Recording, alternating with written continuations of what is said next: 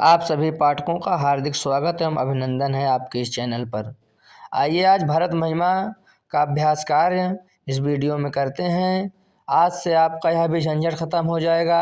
आपको UP board के कक्षा 9 से 12 के सभी सिलेबस जो हिंदी हो चाहे संस्कृत खंड के हों, इनका हम इसी चैनल पर अभ्यास कार्य कराने की पूरी कोशिश करेंगे और वीडियो डालते रहेंगे। अब इसमें लिखा हुआ है कि दिए गए पद्यांशों पर आधारित प्रश्नों के उत्तर दीजिए। तो आपको ये पूरा नहीं लिखना है जो चौपाइयाँ लिखी हुई हैं किताब में। आप अपने फेयर में इसी प्रकार बढ़िया से लिखिए प्रश्नोत्तर का। हमने तो एक इधर फोटो इसलिए लगा ली जिससे आपको समझ में आए। आप अपने पुस्तक में अभ्यास कार्य लिखिए, कक्षा 11 डालिए, भारत महिमा डालिए और बढ़िया से लिखिए प्रश्नोत्तर का संदर्भ। पहला प्रश्न पहला क्या कह रहा है कि उपयुक्त पद्यांश का संदर्भ लिखिए। तो संदर्भ लिख लीजिए। प्रस्तुत पद्यांश हमारी पठित पाठ्य पुस्तक हिंदी में संकलित पद्य खंड के भारत महिमा नामक पाठ से लिया गया है, जिसके रचयिता महाकवि गोस्वामी तुलसीदास जी हैं। दूसरा, रेखांकित अंश की व्याख्या कीजिए।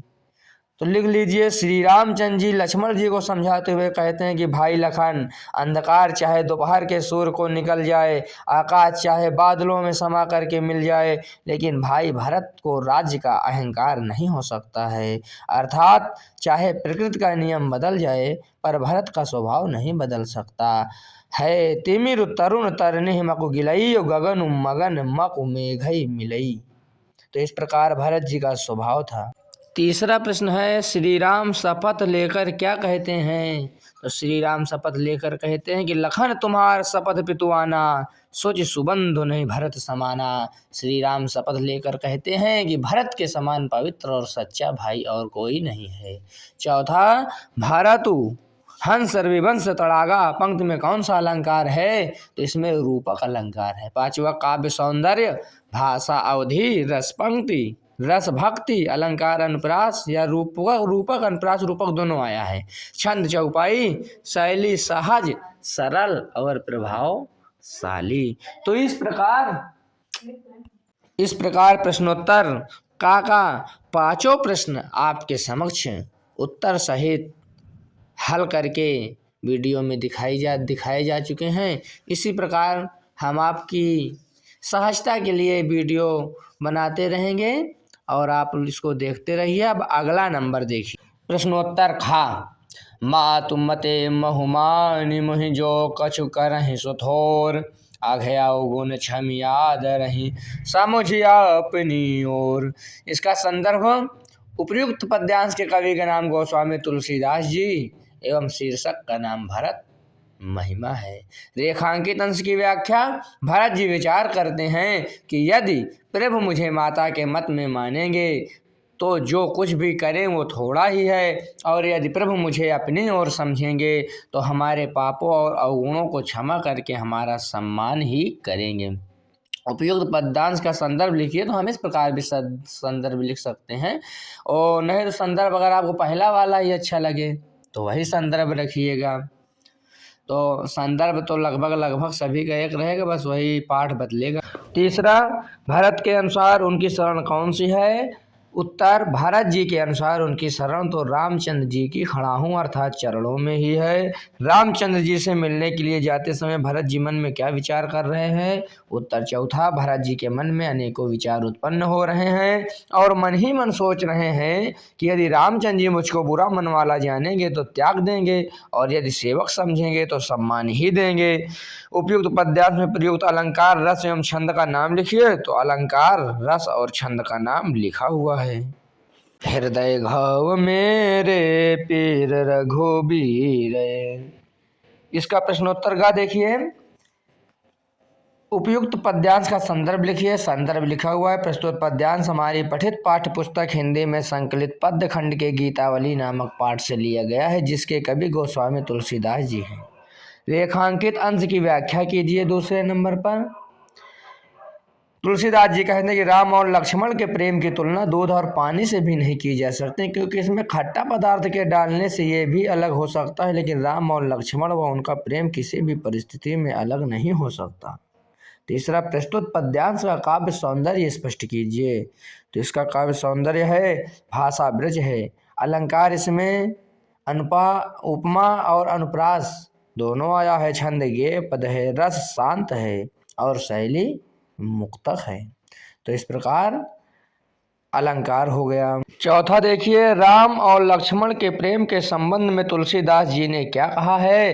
राम और लक्ष्मण के प्रेम के संबंध में तुलसीदास जी ने कहा है कि इनका प्रेम इतना अटूट है कि इनके प्रेम की तुलना दूध और पानी से भी नहीं की जा सकती। अर्थात दूध और पानी एक हो जाते हैं, लेकिन खट्टा पदार्थ पड़ने पर दूध और पानी भी फट जाता है। लेकिन ये चाहे अच्छी परिस्थिति आए चाहे बुरी परिस्थिति आए, इनका प्रेम कम होने वाला नहीं है। पांचवा, पद्यांश के अनुसार लक्ष्मण के घाव की पीड़ा को श्री राम जी किस प्रकार जान सकते हैं। पद्यांश के अनुसार लक्ष्मण के घाव की पीड़ा को श्री राम जी एक राजा की भांति ही जान सकते हैं। प्रश्नोत्तर घा का संदर्भ इस प्रकार है। प्रस्तुत दोहा हमारी पठित पाठ्य पुस्तक हिंदी में संकलित काव्य खंड के दोहावली से लिया गया है, जिसके कवि गोस्वामी तुलसीदास जी हैं। रेखांकित अंश की व्याख्या, मांग राखिबो मांगिबो पीसो नित नव नेह। तुलसीदास जी कहते हैं कि मांगते हुए सम्मान की रक्षा करना और अपने प्रिय से प्रेम भी बनाए रखना, यह तभी संभव है जब हम चातक पक्षी का अनुसरण करेंगे। मतलब चातक पक्षी जैसे बादल की तरफ देखता रहता है, लेकिन कभी ना मांगता है उनसे और ना दूसरा जल ग्रहण करता है। जब स्वाति नक्षत्र में बूंद गिरती है तभी उस जल को ग्रहण कर लेता है। तीसरा प्रश्न, चातक जल की याचना किससे करता है। चातक जल की याचना बादल से करता है।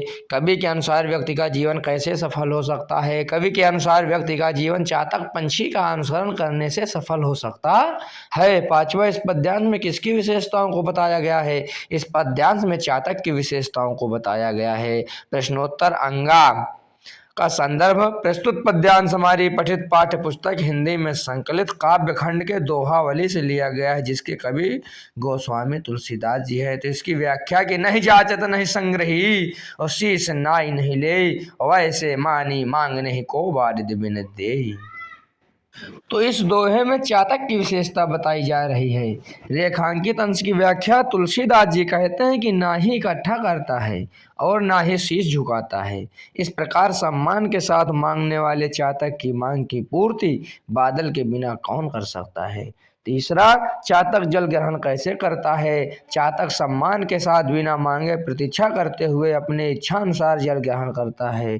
चौथा, चातक किस नक्षत्र की जल बूंदे ग्रहण करता है। चातक स्वाति नक्षत्र की जल बूंदे ग्रहण करता है। स्वाभिमानी चातक की याचना को कौन जानता है। स्वाभिमानी चातक की याचना को मात्र बादल ही समझता व जानता है। तो कबहू कहो यही रहनी रहूँगो, श्री रघुनाथ कृपालु कृपाते, संत स्वभाव गहोंगो। तुलसीदास जी इस पद में प्रार्थना करते हैं श्री राम जी से। क्या करते हैं। पहला इसका प्रश्न क्या है। प्रश्नोत्तर चा का संदर्भ लिखने का प्रश्न है। तो संदर्भ लिखिए या प्रस्तुत संदर्भ लिखना है तो इस प्रकार लिख लीजिए। प्रस्तुत पद्यांश हमारी पठित पाठ्य पुस्तक हिंदी में संकलित काव्य खंड के विनय पत्रिका से लिया गया है, जिसके कवि गोस्वामी तुलसीदास जी हैं। अब अथवा में आ जाता है कि पद्यांश के कवि एवं शीर्षक का नाम लिखिए, तो पद्यांश के कवि तुलसीदास जी एवं शीर्षक का नाम विनय पत्रिका।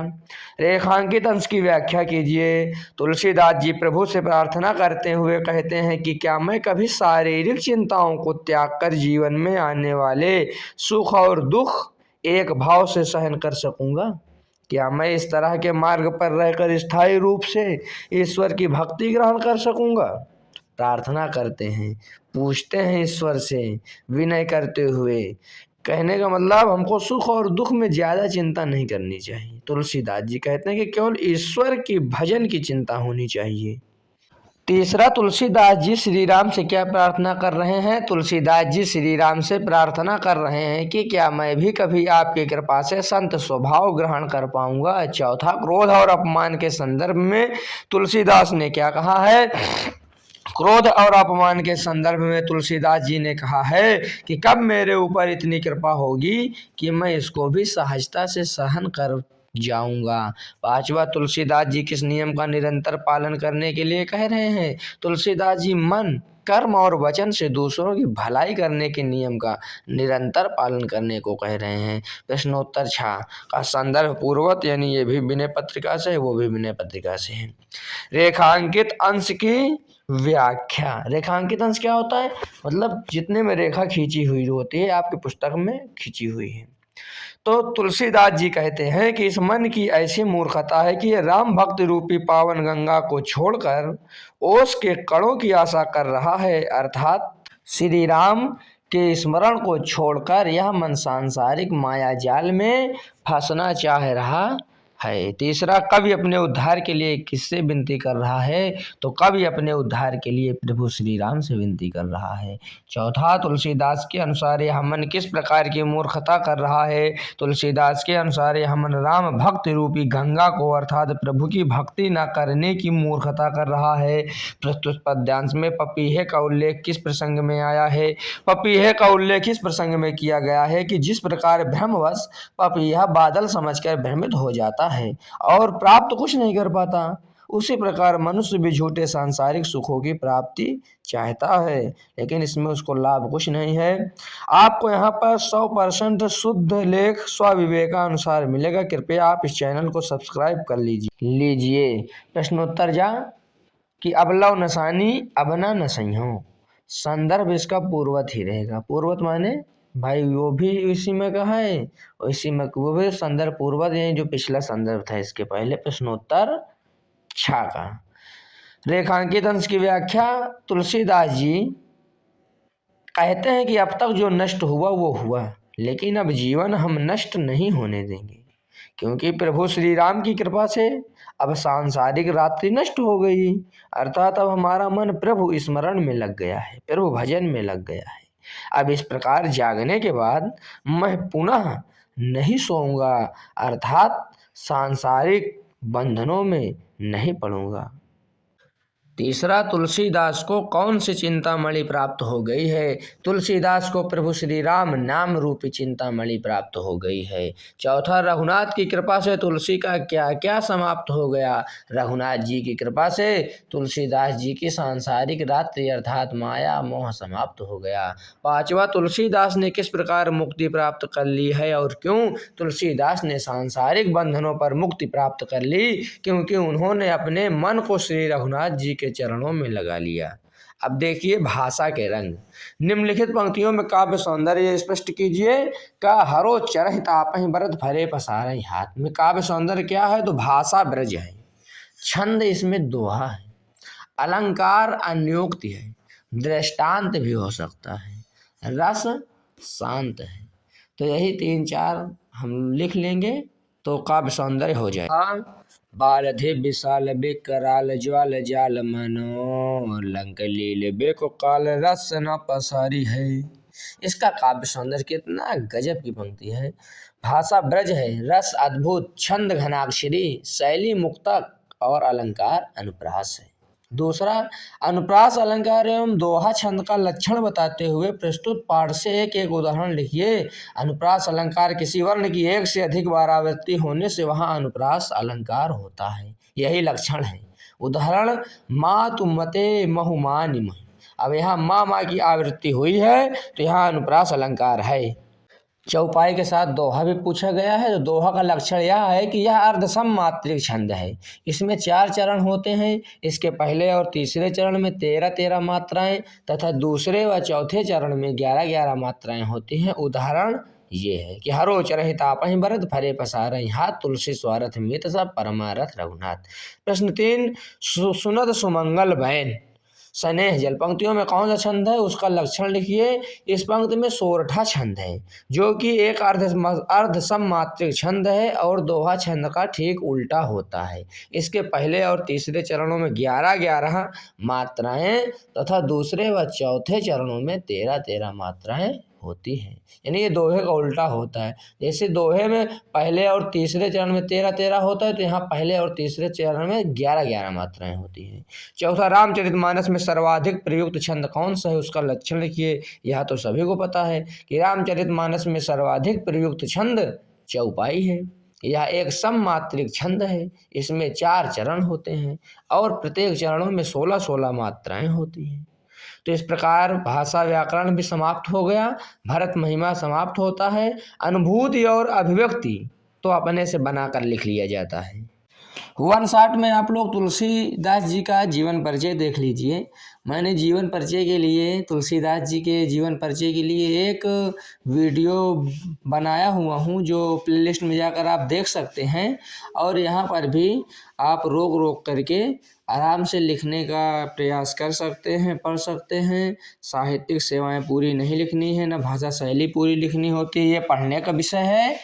और कृतियाँ और जीवन परिचय याद करने के विषय है। तो इसी प्रकार की वीडियो के लिए आप गुरुकुल कोचिंग सेंटर से जुड़ जाइए, सब्सक्राइब करिए। हम आपके लिए इसी प्रकार की वीडियो लाते रहेंगे। आपका बहुत बहुत धन्यवाद।